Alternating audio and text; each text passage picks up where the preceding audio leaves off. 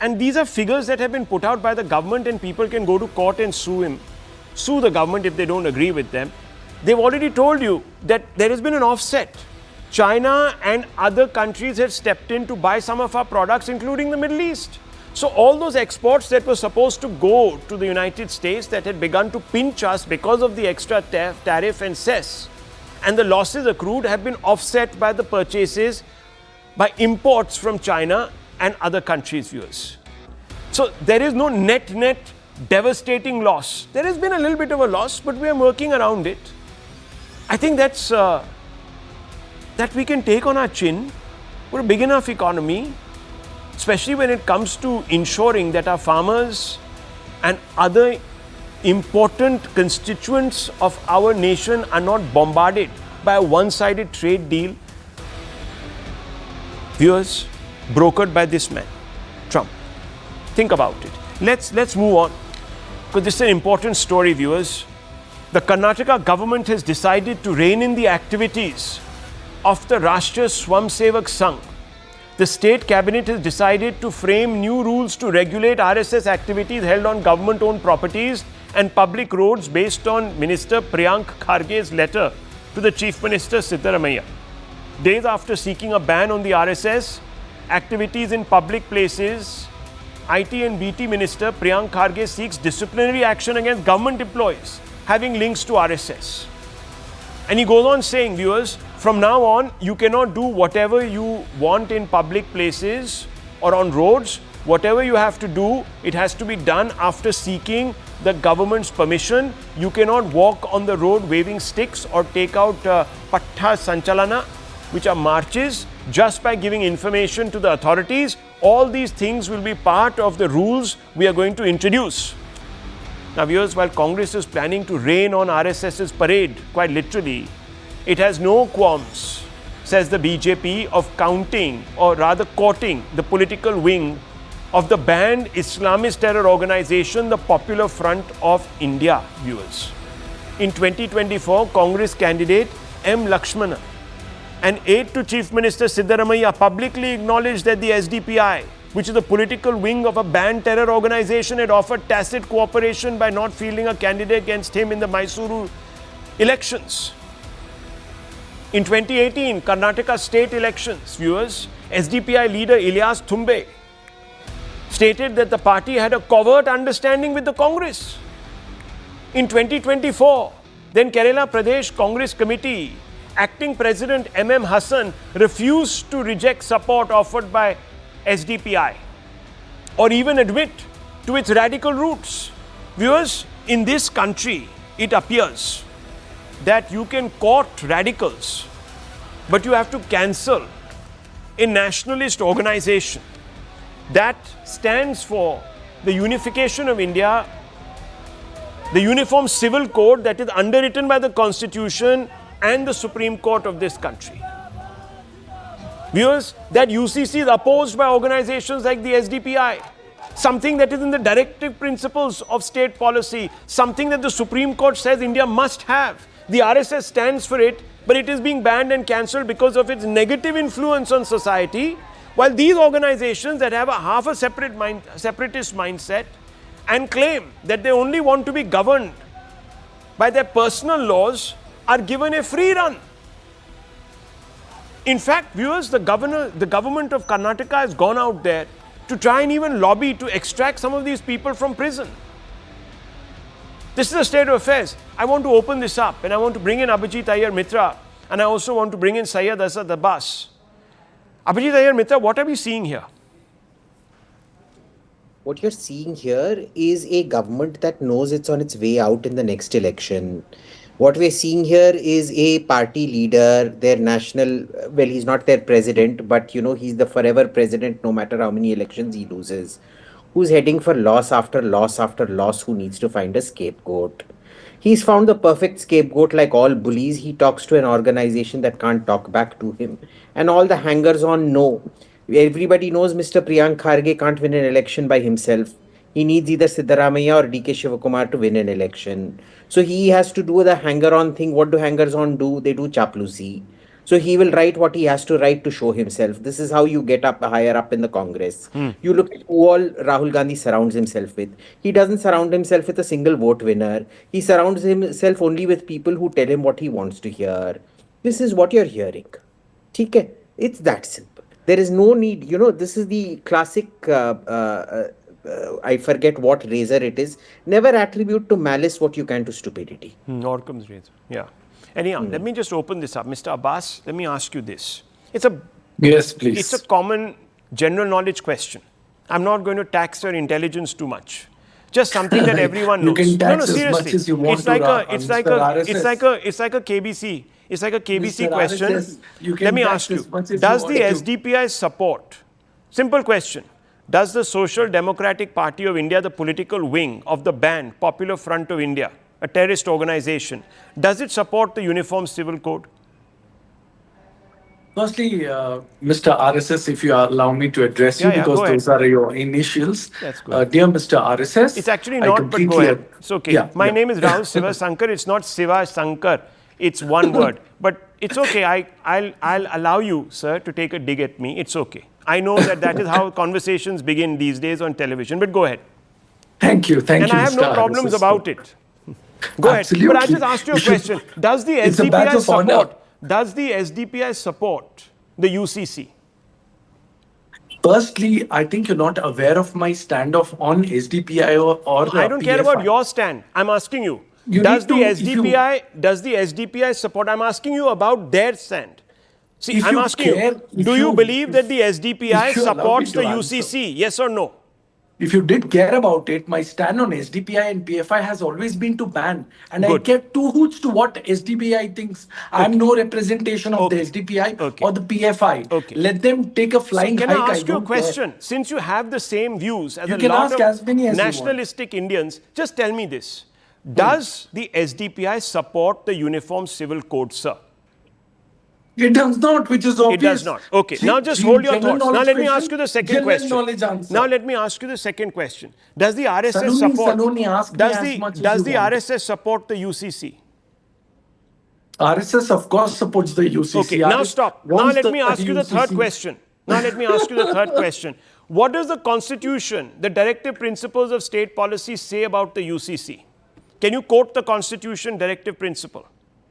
Sir, firstly, I'm here on a debate which is about Karnataka and the RSS ban. This is very much part of the Karnataka debate because viewers, I'll tell you what is happening in Karnataka. I'll tell you. And I started this conversation because I know that these people will not have an answer. And Mr. Madan will also now spin me around. He's going to be looking at this little red constitution book to find out what it says about the UCC. छोटी सी वो जो किताब जो राहुल गांधी अपने pocket में रखते हैं. So let me just tell you one thing. One second, I'll bring it out. Open it now and show me in the directive principles of state policy. Oh, that is that empty one. Sorry. Does it have anything written in it? So, okay. So 1 minute. Now, Mr. Madan, really want to read, Mr. Madan, let me ask you. Yeah, so let me ask you, Mr. Madan, Mr. Madan. Does the SDPI support the UCC, which is something that is mentioned in the Constitution as a directive principle of state policy? Yes or no? So Rahul, I don't represent this organization, so therefore I am not the right person to ask whether they support or whether they don't support. Let me give you an answer. This is an organization that the Congress does business with. This is an organization that the Congress's leaders in the state of Karnataka say that we have an alliance with. Yet, viewers, they will ban the RSS. They will cancel the RSS. Now, 1 second. I'll come to you. They will cancel the RSS, which believes in something that is mentioned in the Constitution that Rahul Gandhi puts up every day, viewers, and waves in front of us like a red rag. This is what it is. It tells you everything. The UCC is supported by the RSS. It is the most secular, viewers, aspiration laid out by the Constitution of India. But viewers, the Congress, and once again, let me show you the data. The facts never lie. In 2024, Congress candidate N. Lakshmana, an aide to the Chief Minister Siddaramaiah, publicly acknowledged that SDPI had offered tacit cooperation by not fielding a candidate against him in Mysuru elections. Then viewers, in 2024, in another neighboring state in Kerala, What happens? The Kerala Pradesh Congress Committee acting president, M.M. Hassan, what does he say? He refused to reject support offered by the Social Democratic Party, SDPI, or even admit to its radical roots. These are the people the Congress is stuffed with. They have no problems, viewers, hanging on to these organizations, giving them public space. They don't call them negative, even though these organizations don't believe in what the Constitution has laid out. Viewers, is the directive principle of state policy. This is a hypocrisy. What more can anyone tell me? Yes, Mr. Madan. Now explain, and I want to bring in the BJP national spokesperson. Yes, sir. Yes. So I think, Madhav, what we are trying to do here is we are trying to completely, give a different spin to this, this entire story. Okay. Let me tell you, different departments already have internal circulars and relevant rules that prohibits that the person who is employed with that particular department should not have any kind of, political ideology when he is in office. Political activities are prohibited. And the simple logic behind that is that once you are doing your public duty, you need to do public duty keeping your individual political, religious, or political alignments aside. You may have it. No one is saying that. I think the viewers have understood. Can I ask you then, Mr. Madan? Yeah. You see, DK Shivkumar says that he attends RSS shakhas. Does he get covered by this? Isn't he a government servant? So no. So he is a elected deputy CM right now. Oh, so the rules don't apply. No. I am saying when you are in public service, he is now in public service. He's a deputy chief minister. So now, please, can you give me a date here when he became the deputy CM? When he attended? He himself has said that he went a few months ago. Give me a date. Give me a date. I'll bring it out. When he attended? Give me a date. Okay. Don't get hysterical. After becoming deputy Don't CM, get hysterical. I will just pull it out, sir. Give me 30 seconds. Please do that. Give me 30 seconds. I am waiting. I'll also tell you one thing, viewers. This law has existed for years on the book, according to Mr. Madan. This is nothing new, according to Mr. Madan. Pranab Mukherjee, who was the President of India, went and shared the stage with the RSS. He was also a Congress stalwart, viewers. So by that logic, Pranab Mukherjee, if he came to Karnataka to share a stage with or the President of India came and shared a stage in Karnataka with the RSS, that person would fall foul of their duties. No, I have not said that. Okay. Sharing a stage. Let me bring in RP Singh. By that logic, Honorable Prime Minister. Sir, you have denied the right. He also, be on stage with BJP and RSS. So you have denied the right. You have denied the right, according to this diktat, for the RSS to hold any activity on government land. But viewers, when the Congress leaders themselves share a stage with SDPI, etc., then there's not a problem. How is this possible, viewers? When they take support, it's not a problem. In 2024 general elections, the Karnataka government was already in office. So then it's okay to have ideology and this, that, the other. Anyhow, RP Singh, where would you come in on this, sir? Rahul, the fact is that Congress took support of SDPI in 2018 election and they didn't contest it. They, on record, they said, we're not going to contest 47 seats to be precise. We'll contest only 50 seats and we're leaving rest 47 in support of Congress party. I mean, there was a meeting which happened and after that meeting they said so. But Rahul, the bigger issue and bigger, I thought my friend from Congress party or my friend Kapil Madar would have probably brought this into limelight that Article 19 protects the right and it says the freedom of speech and expression to assemble peacefully without arms, to form associations or union, please, to form associations or union or cooperative societies to move freely throughout India, Indian territory of India. Sorry, this applies to even the government employees. Subject to reasonable restriction. Subject to reasonable restriction. And it applies... Please, sir, give me a second, sir. I need it. Mr. Madan, let him finish. He didn't interrupt you. He never interrupted you, Mr. Madan. Let him finish. Sir, I'll appreciate. I mean, I'm reading from the book of Constitution, not the red book which you have. I'm reading from the book of Constitution, which states that to form association or union or cooperative societies. And this implies on the government employees also. But problem, Rahul, is that we all know there's tug of war going between Mr. D.K. Shivakumar and Siddaramaiah, and everyone knows that any day Mr. Mallikarjun Kharge will be sent there as the Chief Minister to divert people's attention, because that has drawn a lot of attention and a lot of focus on the governance of Karnataka. The roads are in bad states and overall conditions are bad. So, to divert people's attention, give me a second, I never interrupted you, Mr. Abbas. You mocked Rahul Shivshankar. You mocked Rahul Shivshankar, but I never interrupted you even then. I mean, please have some manners on the debate. Rahul Shivshankar can bail it, I won't. So, Paji, love you, Paji. Sir, love you, no, you should love Muhammad, not me. Please, you should say I love Muhammad. Please, sir, please love Muhammad. Please go love Muhammad. I have no issues. Okay, don't interrupt him. Let him finish his point. Okay, 1 second. No, Mr. Abbas, why, sir? What is wrong with loving Muhammad? How can that be communal? Don't be silly. 1 second, Mr. Abbas. 1 second. Let the BJP national spokesperson at least make his point. Mr. Madan got time. You got time, please.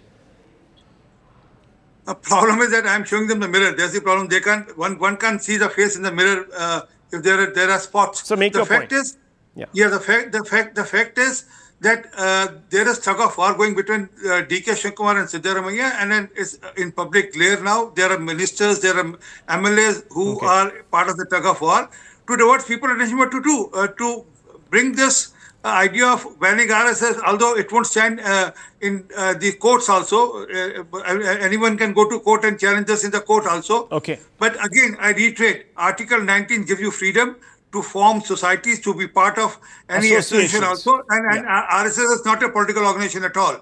It's not even registered, viewers. It's not a registered organization. Okay. So I don't know what the issue is here. It is pure and simple hypocrisy. You allow the SDPI a free run in your state. Your own leaders say that we've had tacit understandings. And these are not some remote peripheral leaders. These are advisors or close aides of Siddaramaiah, the Chief Minister himself, who say that we took support, electoral support of the SDPI. You consort with all of them. But you have a problem with a nationalist organization that stands for the UCC, which is the most secular article of the Constitution, literally, viewers. You tell me if it's making any sense to you. It doesn't make any sense to me. But let's move on, because what we're going to tell you now is not going to make sense to anyone, viewers.